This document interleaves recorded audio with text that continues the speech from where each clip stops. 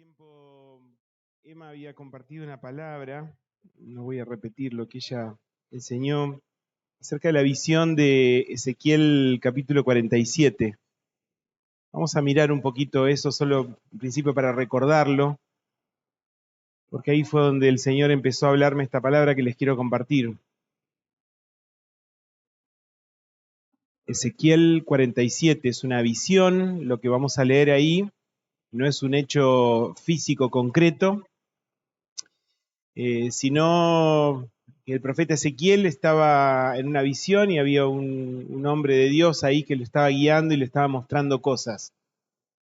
Entonces vamos a mirar la parte, por lo menos la parte esencial de esta profecía, o esta visión. Es una visión reveladora de algo, una verdad espiritual enorme.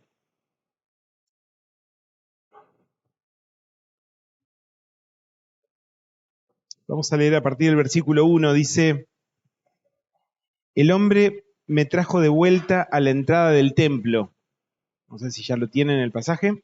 Este hombre que lo estaba guiando, este espíritu que lo estaba guiando a Ezequiel en su visión, le había ido recorriendo y mostrando varias cosas, ¿no? Entonces dice: el hombre me trajo de vuelta a la entrada del templo y vi que brotaba agua por debajo del umbral en dirección al oriente, que es hacia donde da la fachada del templo. El agua corría por la parte baja del lado derecho del templo, al sur del altar. Acá Ezequiel está mostrando que tiene una visión bastante concreta de lo que se estaba viendo. Tenía muy claro la posición física de las cosas en el templo ahí, ¿no? Pero esto era algo espiritual. Dice el versículo 2: luego el hombre me sacó por la puerta del norte y me hizo dar la vuelta por fuera hasta la puerta exterior que mira hacia el oriente. Y vi que las aguas fluían del lado sur. El hombre salió hacia el oriente con una cuerda en la mano, midió 500 metros y me hizo cruzar el agua, la cual me llegaba a los tobillos. Luego midió otros 500 metros y me hizo cruzar el agua, que ahora me llegaba a las rodillas. Midió otros 500 metros y me hizo cruzar el agua, que esta vez me llegaba a la cintura. Midió otros 500 metros, pero la corriente se había convertido ya en un río que no se podía cruzar. Había crecido tanto que solo se podía cruzar a nado. Entonces me preguntó: ¿lo has visto, hijo de hombre? Paramos un instante ahí. En esta visión hay un río que brota del templo, del lugar donde está la presencia de Dios, ¿no? En ese tiempo Dios no se manifestaba en cualquier parte, o era más difícil, más raro, más casual. Pero el templo era el eje de la vida espiritual de Israel, ¿no? Entonces, todo lo que ocurriera en una visión en el templo tenía que ver con que salía del corazón de Dios, ¿no? Y acá hay un río que brota de ese corazón de Dios, de ese lugar. Y es un río que tiene una característica, al revés de lo que pasa acá. Si uno ve acá, bueno, los ríos acá lo que tienen es que se van nutriendo de otros arroyos y se van poniendo anchos por otros arroyos, ¿no? Pero si uno tuviera un arroyo que sale de un lugar, qué sé yo, no sé, un laguito, cualquier cosa, una laguna, y sale un arroyo, y con el tiempo, con los kilómetros que vaya recorriendo, el arroyo se va achicando, ¿no? Porque va perdiendo esa carga de agua. Acá pasaba exactamente lo contrario. Era un río que empezaba bajito y se va profundizando. Y este ángel, no sé quién era este sujeto que estaba guiando a Ezequiel en la visión, lo va como empujando y guiando para que camine más allá y que vea lo que pasa con el río. Y que pueda ver por sí mismo que ese río se profundiza. Hasta el punto, en el último versículo que leímos, que ya él no puede hacer pie en el río. Flota, o tiene que flotar. Si no quiere hundirse, tiene que mantenerse a flote y tiene que nadar para poder cruzar el río. Empezó al nivel de los tobillos, bajito así, y termina siendo algo extremadamente profundo, ¿no? Un río que crece. Esa es una de las características. Vamos a dejarlo ahí eso. El río tiene una dirección. En el versículo 7 y 8 dice: al llegar vi que en sus márgenes había muchos árboles. Allí me dijo: estas aguas fluyen hacia la región oriental, descienden hasta el Arabá y van a dar al mar muerto, Cuando desembocan en ese mar, las aguas se vuelven dulces. Esto es la enseñanza que había compartido Emma. No sé si recuerdan, el Mar Muerto es un mar, es un mar interior que por las particularidades geográficas donde está, el agua llega ahí y se evapora. Entonces el agua que va arrastrando sal, el agua se evapora, pero la sal queda, ¿no? Entonces es un mar extremadamente salado, muy salado, más que todo.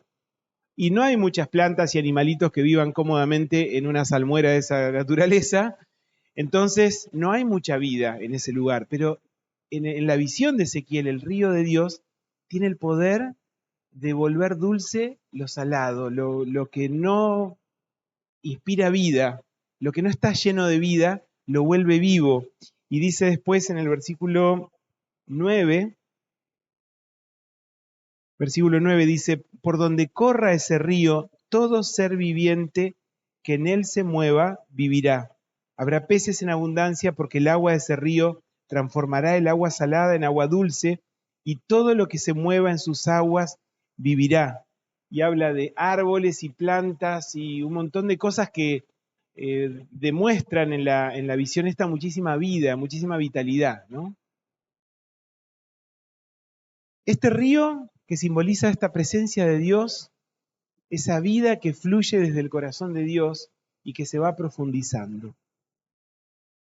Lo que el Señor me estaba diciendo con esto, no es ningún hallazgo, no es ninguna novedad lo que les voy a compartir, es que Dios nos va llevando hacia aguas más profundas, hacia cosas más profundas, experiencias más profundas, un conocimiento más profundo, una vida diaria con una profundidad diferente, mayor, creciente, ese es el punto.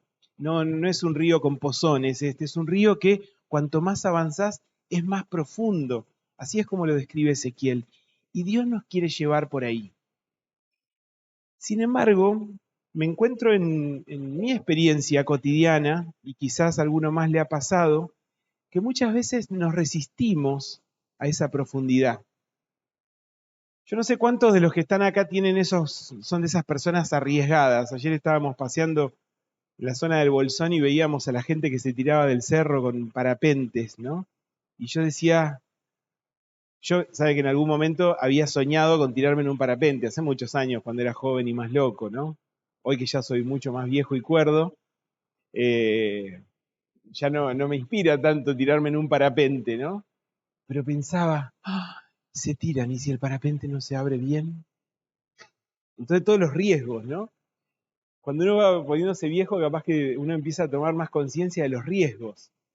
Pero resulta que en muchas cosas, a veces nos da mucho miedo tomar riesgos. Y resulta que el río de Dios es algo que se pone tan profundo que no podés nadar. O sea, perdés la seguridad de estar haciendo pie. No sé cuántos de los que están acá le tienen un poquito de miedito al agua profunda. A ver, ¿quiénes le tienen miedo al agua profunda? Cuando van al lago dicen, ay, no, ahí no. Emma dice que se ve oscuro y ya le aterroriza. Y estamos en un bote súper seguro, pero ella, y con salvavidas, chaleco, todo, pero ella dice, no, vámonos porque se pone muy profundo. O sea, no todos tenemos esos espíritus arriesgados que decimos, vamos a cruzar el lago, no sé nadar, hay viento, no importa, vamos igual. Hay algunos así medio chiflados que les gusta tomar esa clase de riesgos, pero no todos somos así. Y en la vida espiritual también, no todos somos así. Habemos muchos que nos sentimos mucho más cómodos y seguros donde hacemos pie, donde sentimos que la cosa está bajo control. Esto yo lo manejo, esto lo entiendo. Acá estoy bien, no me molesten, sí, yo estoy cómodo acá, no me dejen.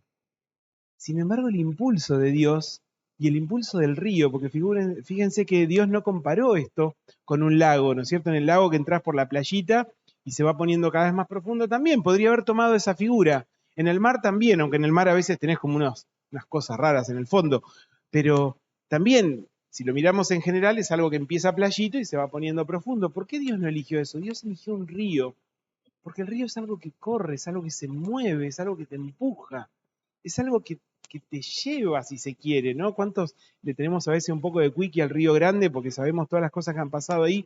Es un río que te lleva y que tiene sus riesgos, pareciera, ¿no? Dios eligió comparar y ejemplificar su presencia y su fluir, su mover, con un río que empuja. Y se aseguró que el profeta Ezequiel entendiera que la cosa empezaba de lo playito y terminaba en lo profundo, o seguía en lo profundo, no sé si terminaba, pero por lo menos seguía ahí. Dios lo quería empujar a Ezequiel a que entienda que hay un río que se va volviendo más profundo y que hay más, y que podemos movernos con libertad en ámbitos donde no sentimos mucha seguridad. A eso voy. Yo no me quiero quedar en la figura retórica poética. Yo quiero que entendamos que Dios nos quiere llevar a algo más profundo en nuestra vida personal con Dios y más jugado. Porque ¿sabes qué? Tenemos la desgracia de haber sido formados, muchos de nosotros, en una generación que no le gustan los compromisos. No nos gusta tomar compromisos a largo plazo. Nos gusta mantenernos siempre la carta de seguridad de que cuando quiera abandono el barco. Cuando quiera, cuando esto ya no me guste, me bajo, ¿no? Por eso hoy cuesta tanto que muchos idealismos políticos o idealismos varios tomen fuerza, porque la gente no le gusta jugarse por una idea. Y a nosotros mismos nos cuesta. Preferimos mantener la comodidad de saber que estamos en el lugar seguro. Como cuando estaban los discípulos ahí en el barco con Jesús caminando por afuera, y Jesús le dice a Pedro, dale, animate a venir, porque Pedro le dijo, si sos vos, mandá que yo vaya a vos, ¿no?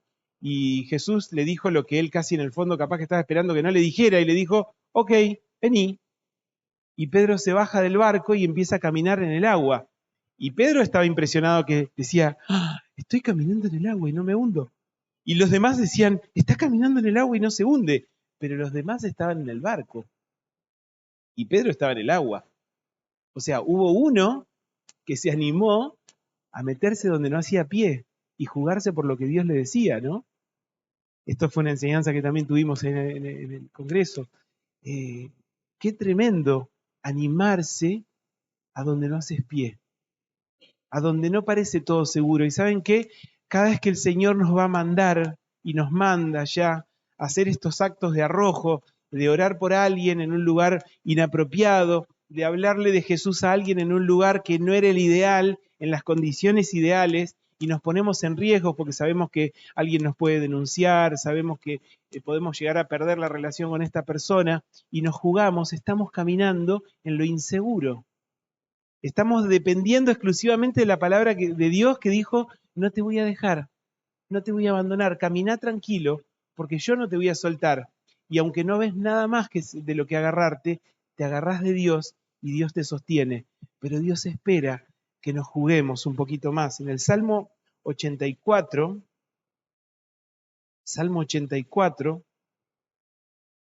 hay una exhortación que tiene que ver con esto.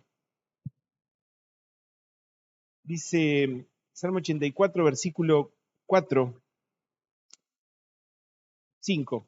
Dichoso el que tiene en ti su fortaleza, que solo piensa en recorrer tus sendas.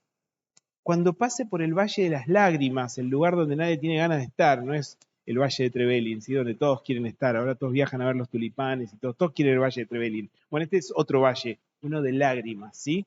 Cuando pase por el Valle de las Lágrimas, lo convierte en región de manantiales. También las lluvias tempranas cubren de bendiciones el valle. Según avanzan los peregrinos, se van cansando. ¿Qué dice la palabra? Según avanzan los peregrinos, cobran más fuerza. Hay otra versión que dice, irán de poder en poder, de capacidad en capacidad, como si fueran escalones que te vas animando y vas poniendo el pie más arriba y podés más, ¿sí? Y en Sión se presentarán ante el Dios de dioses.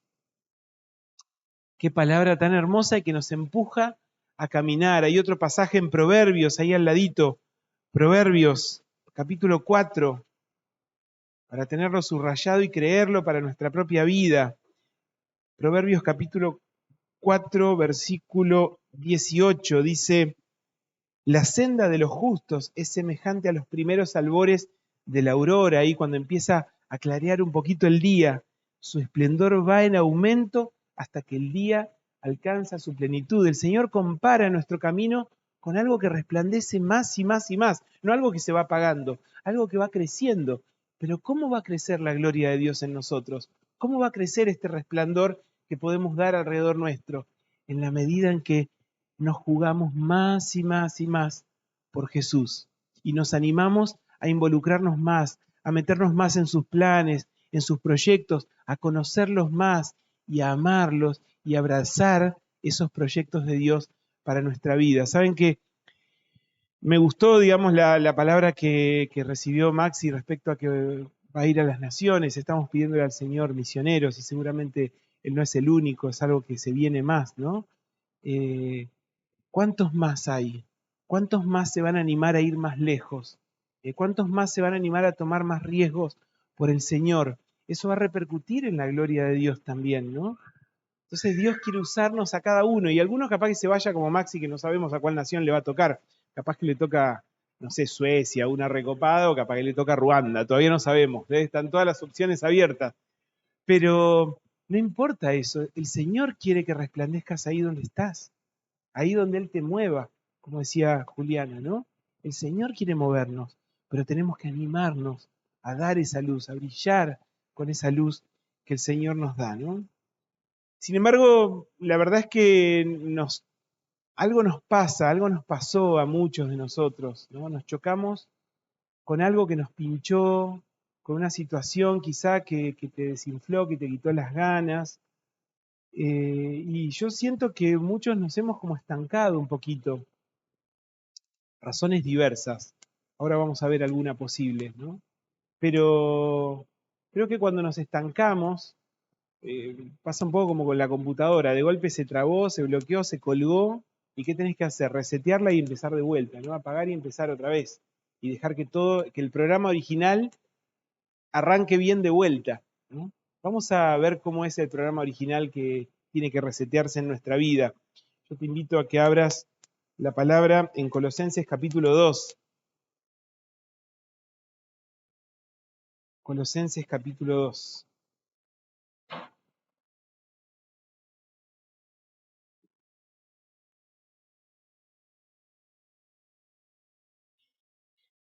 Esta sensación de estar un poco así como medios perdidos me hacía pensar, ¿no les pasó nunca que perdiste no sé, una llave o la tarjeta de algún pago, alguna cosa, que no la necesitas inmediatamente, aparentemente?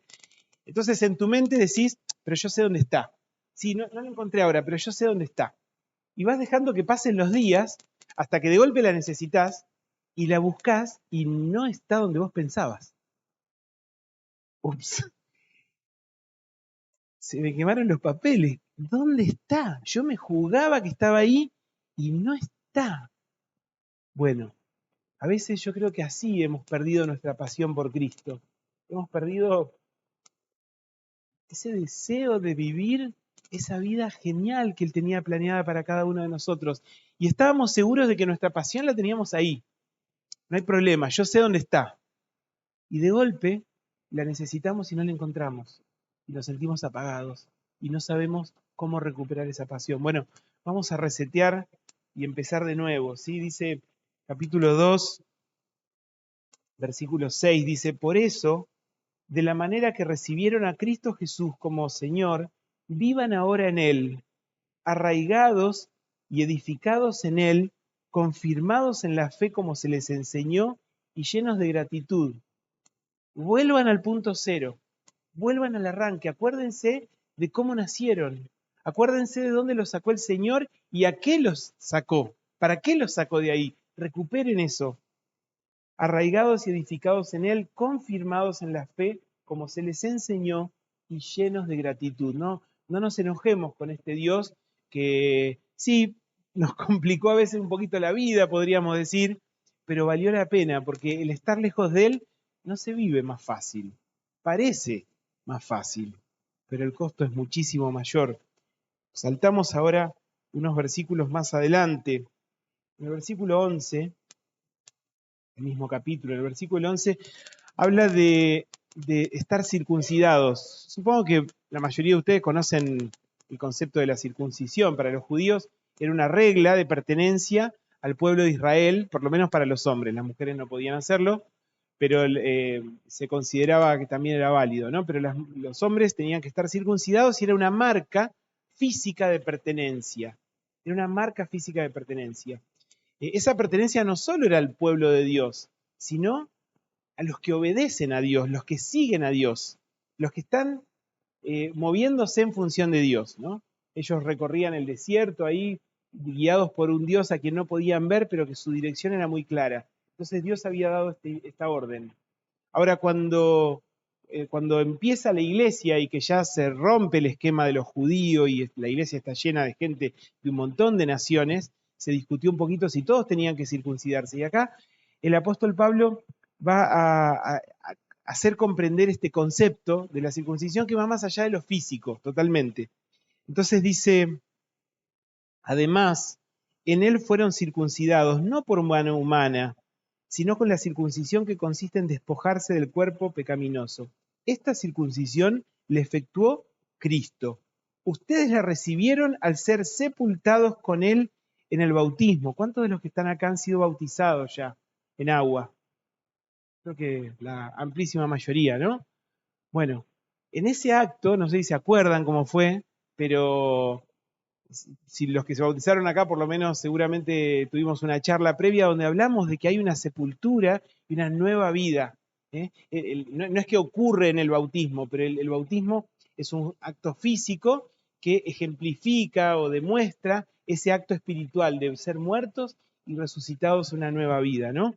Entonces, si ustedes la recibieron, esa circuncisión, esa marca, llamémoslo esa marca del Espíritu, al ser sepultados con Él en el bautismo, en Él también fueron resucitados mediante la fe en el poder de Dios, quien lo resucitó de entre los muertos. Antes de recibir esa circuncisión, ustedes estaban muertos en sus pecados. Sin embargo, Dios nos dio vida en unión con Cristo al perdonarnos todos los pecados y anular la deuda que teníamos pendiente por los requisitos de la ley.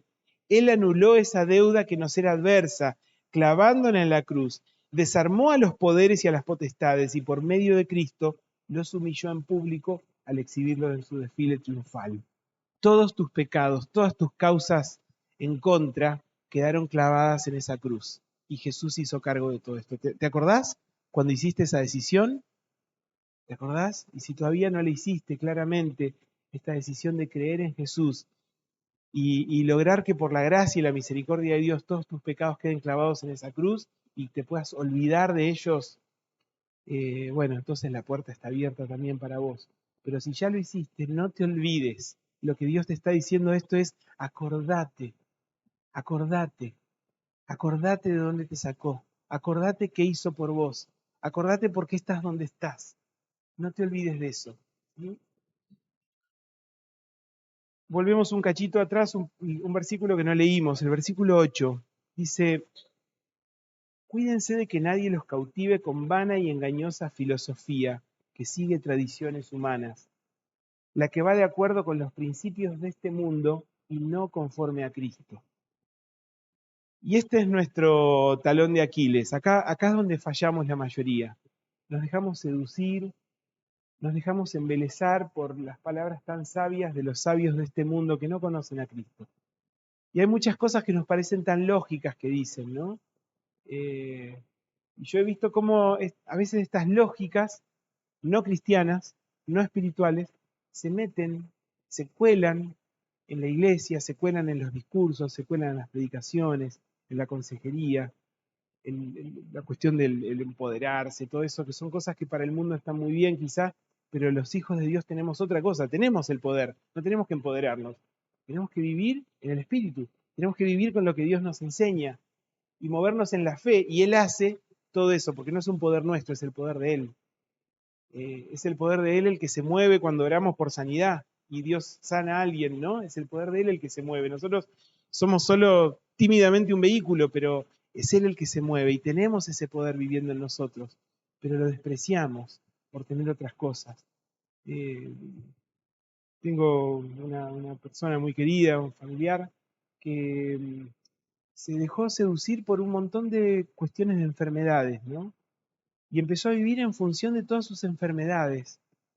Y me dio muchísima pena ver que todo su discurso iba alrededor de sus enfermedades y todo lo empezó a definir y explicar en su vida de acuerdo a sus enfermedades. Y ahora que entendió qué enfermedad tenía, ahora entendió realmente lo que le pasaba y quedó atrapado hasta donde sé en ese círculo de enfermedades, ¿no? Y yo pensaba, pero se supone que era cristiano, que conocía a Jesús. ¿Y dónde está la nueva identidad en Cristo? ¿Dónde está eso que Dios hizo en esta persona? ¿Dónde lo que Dios declara sobre nuestra propia vida? ¿Dónde quedó? Ahora quedó todo enmascarado bajo un espíritu de enfermedades, ¿no? No me refiero a un espíritu demoníaco, nada de eso, pero sí una visión totalitaria de la vida que todo se definió a partir de las enfermedades. Qué pena que me dio, ¿no? Pero esto es cuando nos dejamos seducir por estas enseñanzas del mundo. Encontró una enseñanza que no era de Dios y que le cerraba mejor que la de Dios. Y a veces es tan fácil deslizarnos así. Y el enemigo nos quiere enredar porque quiere robarnos nuestra personalidad, la personalidad que Dios puso en nosotros, la vida y la impronta de Dios en nuestra vida. El enemigo la quiere robar porque sabe que cuando robe eso en nosotros, dejamos de ser peligrosos. Somos un cuchillo totalmente desafilado. No lastimamos a nadie, no logramos nada. Pero cuando recuperamos eso que Dios quiere hacer a través de nosotros, eso que Dios declaró sobre nosotros, nos volvemos peligrosos para el reino de las tinieblas. Entonces, ¿a dónde voy con todo esto? ¿A dónde quiero llegar? ¿No? Yo creo que se vienen tiempos, y es lo que voy viendo, lo voy percibiendo, escucho a otros pastores contar cosas que están pasando en otras congregaciones, y hay como una homogeneidad, algo que va como vinculando iglesias que están, digamos, en lo cotidiano desconectadas, pero que están viviendo experiencias muy similares de un avivamiento de Dios en los corazones, un despertar de esos dones y esas capacidades que Dios pone, un despertar del deseo de que ocurran, porque por ahí los dones podían estar, pero ni teníamos ganas de usarlos, estábamos súper panchos, tomando mate y charlando de la vida, y de golpe Dios dice, no, no, yo te equipé para que hagas algo poderoso en mi nombre, para que para que tu poder de fuego hacia el reino de las tinieblas crezca, ¿no? ¿Qué es lo que quiere hacer Dios en esto? Bueno, Dios está despertando por todos lados. Entonces, si vos estás sintiendo también que Dios te quiere despertar y te está sacudiendo un poco y te dice, hey, che, acá, es acá, despertate, quiere usarte, este es el tiempo en que Dios quiere usarte, ¿sí? Él hizo todo lo necesario. Recién lo leímos. Él hizo todo lo necesario. ¿Qué falta? Que nosotros le digamos, sí, Señor, acepto dar un paso más.